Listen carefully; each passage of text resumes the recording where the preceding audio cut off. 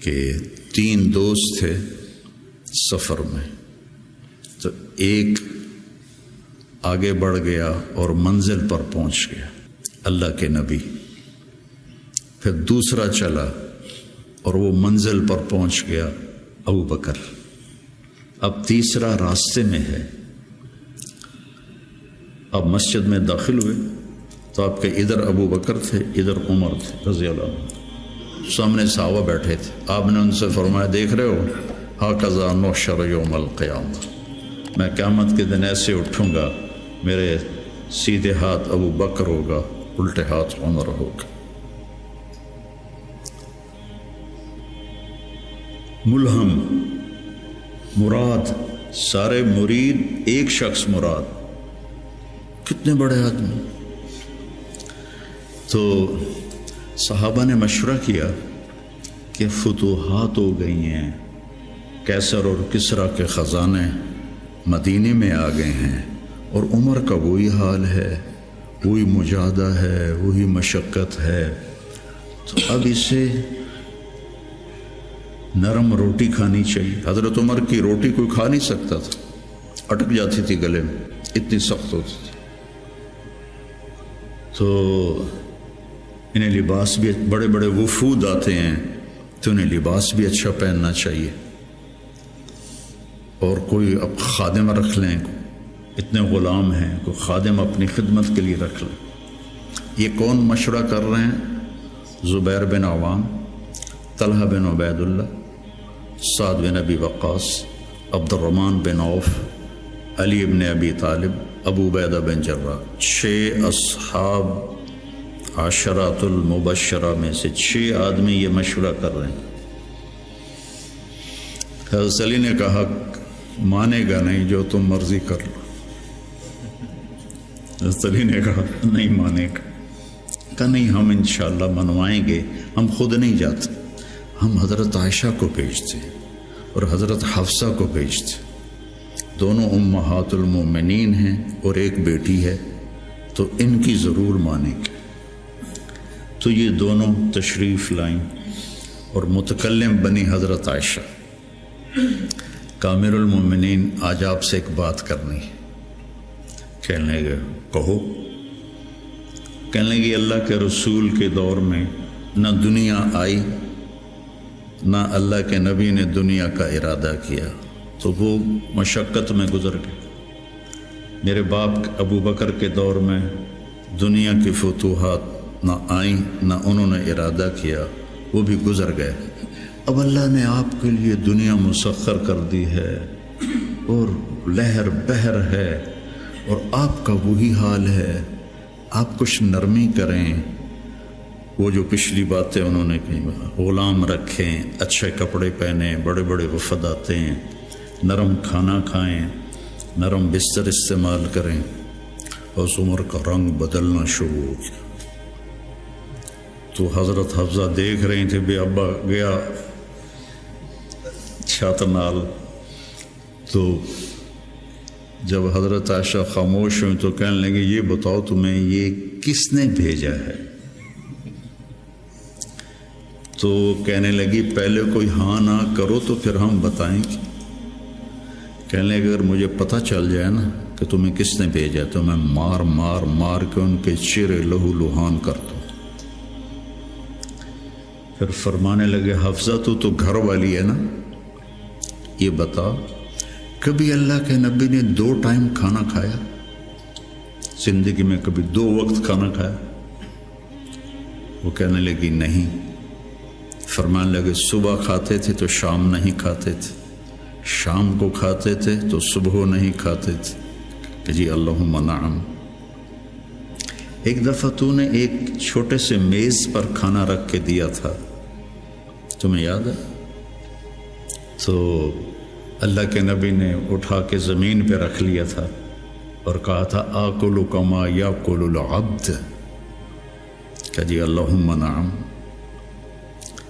تمہیں یاد ہے اللہ کے نبی کا ایک ہی جوڑا ہوتا تھا اور اسے وہ خود دھوتے تھے، اور بعض اوقات وہ خشک نہیں ہوتا تھا اور بلال آ جاتے، یا رسول اللہ الصلاۃ، تو آپ کہتے ابھی میرے کپڑے خشک نہیں ہوئے، یہاں تک کہ نماز تاخیر ہو جاتی تھی اور آپ وہ خشک ہو کر اس کو پہن کے جا کے نماز پڑھاتے تھے۔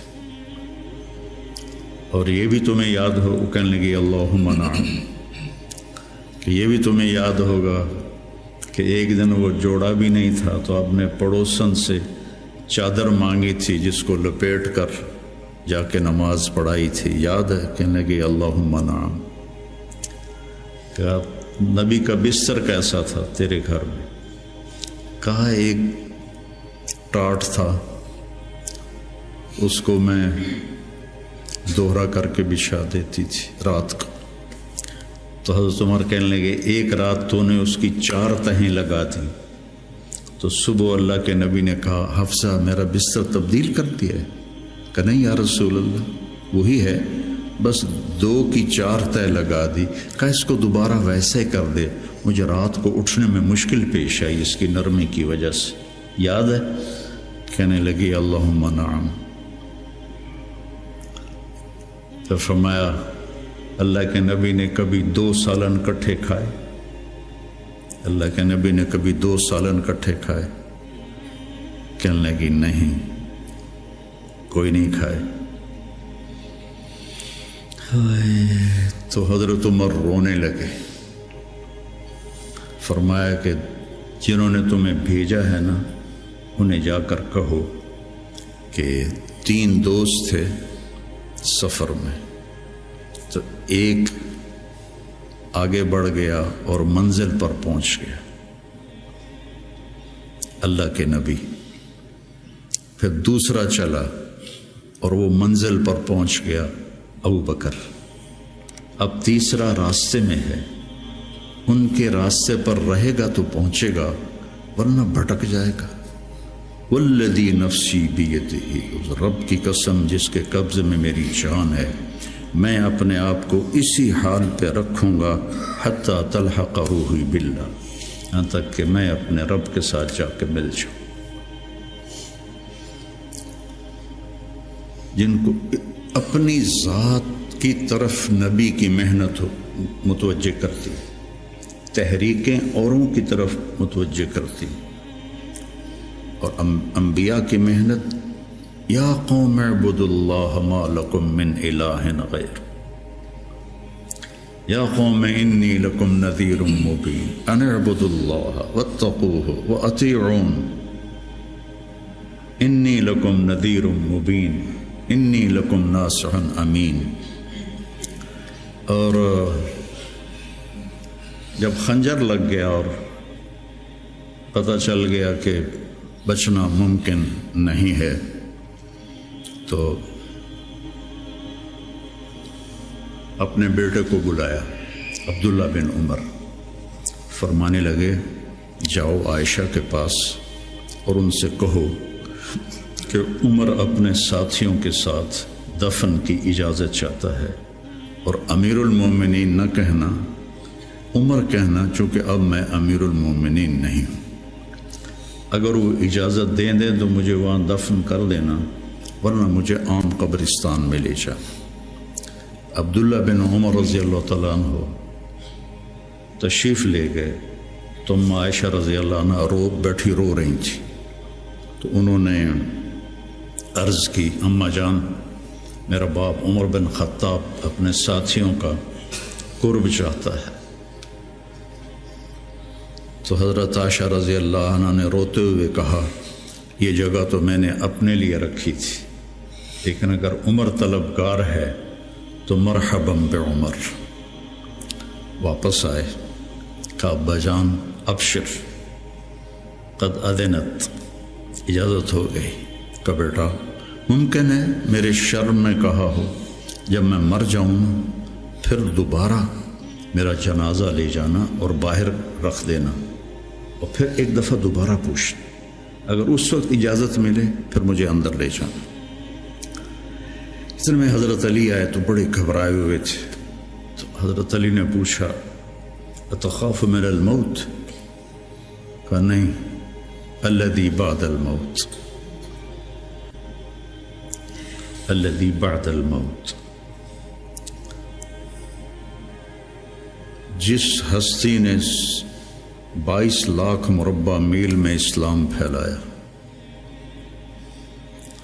تو کہنے لگے ڈرو نہیں، میں نے کئی دفعہ سنا کہ اللہ کے نبی نے کہا خرج تو انا و ابو بکر و عمر، دخل تو انا و ابو بکر و عمر، جی تو انا و ابو بکر و عمر و سیدہ کہول اہل الجنہ ابو بکر و عمر۔ کہ میں نے کئی دفعہ سنا، حضرت حسن بھی ساتھ۔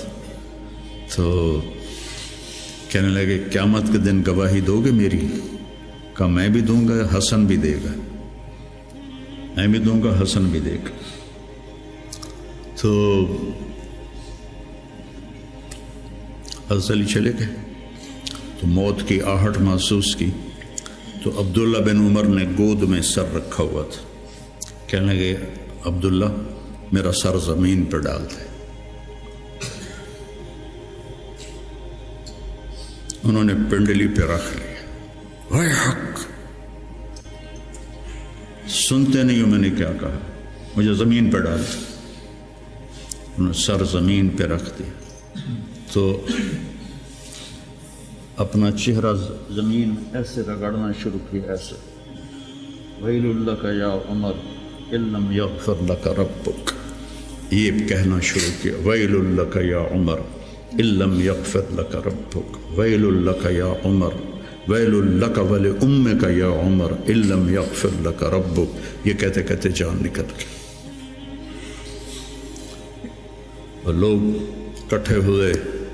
تو حضرت عبداللہ ابن عباس کہتے ہیں کہ کسی نے میرے کندھے پہ ہاتھ رکھا، تو میں نے مڑ کے دیکھا تو علی تھے، رو رہے تھے، کہہ رہے تھے کہ نہیں، بات کی بات، حضرت صہیب رومی نے جنازہ پڑھایا، وصیت کی تھی میرا جنازہ صہیب پڑھائے۔ ان 6 کو تو ڈال دیا تھا نا شورا میں، تو صہیب نے جنازہ پڑھایا، جنازہ اٹھایا گیا اور آ کر حضرت عائشہ کے دروازے پر رکھا گیا، اور عبداللہ بن عمر آگے بڑھے کہ اماں جان میرا باپ حاضر ہے، اندر آنے کی اجازت چاہتے۔ تو عائشہ رضی اللہ عنہا نے اپنی چادر اٹھائی اور اپنے آپ کو ڈھانپا اور باہر نکل گئی، مرحبا بعمر۔ تو جب آپ کی تدفین ہو رہی تھی تو عبداللہ بن عباس نے کہا کہ میرے کندھے پر کسی نے ہاتھ مارا، تو میں نے دیکھا تو علی رضی اللہ عنہ رو رہے تھے، کہہ رہے تھے عمر مجھے پتا تھا تیرے سوا یہاں اور کوئی نہیں آ سکتا، تیرے سوا یہاں اور کوئی نہیں آ سکتا، مجھے پتا تھا تو یہیں آئے گا۔ علم کا یہ منتہا ہے، اس کو اگر ہم اپنے آپ ذات کو بیچ میں سے نکال دیں گے تو ہم گرنا شروع ہو جائیں گے۔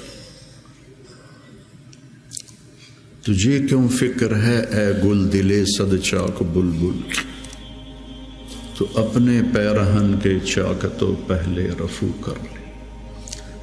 عائشہ رضی اللہ عنہ موت کی سکرات میں تھی، تو عبداللہ ابن عباس رضی اللہ عنہ نے آنے کی اجازت چاہی، تو جنگ جمل کے بعد سے بول چال بند تھی، کیونکہ عبداللہ ابن عباس حضرت علی کی طرف سے لڑے تھے باقاعدہ۔ تو آپ کے پاس عبداللہ بن زبیر اور مسور بن مخرمہ رضی اللہ عنہ بیٹھے ہوئے تھے، تو حضرت عائشہ رضی اللہ عنہ خاموش ہو گئے، اتنا اثر تھا اس بات کا۔ تو ان کا حبر الامہ ہے اور ابن عم الرسول ہیں، اجازت دے دیں۔ تو حضرت عائشہ روئے جا رہی تھی اور ان کی بڑی چادر آنسوں سے بھیگ چکی تھی، ساری چادر۔ جب وہ آئے تو کہنے لگے اماں جان آپ کیوں رو رہی ہیں؟ آپ کے اور نبی کی ملاقات میں صرف اتنی دیر ہے کہ یہ جان نکلے اور آپ اللہ کے رسول کے پاس پہنچ جائیں۔ کہنے لگے عبداللہ مجھے دھوکہ نہ دے، کاش میری ماں نے مجھے جنا ہی نہ ہوتا، مجھے بہلاوا نہ دے، مجھے دھوکہ نہ دے۔ اور اللہ کے نبی نے کہا تھا یا عائشہ انہ لیہون علی الموت ان اریتک زوجتی فی الجنہ، عائشہ مجھے مرنا آسان ہو گیا ہے کہ مجھے پتہ چلا ہے تو جنت میں میری بیوی ہے۔ اور وہ رو رہی تھی۔ تو میرے عزیزو، اپنی ذات کو نہ بھولو، اپنی ذات کو سامنے رکھو گے تو آپ ترقی کرو گے، اپنی ذات کو بھلا دو گے اور عیب پکڑتے پکڑتے، کمیاں پکڑتے پکڑتے آپ کو اپنا آپ بھول جائے گا۔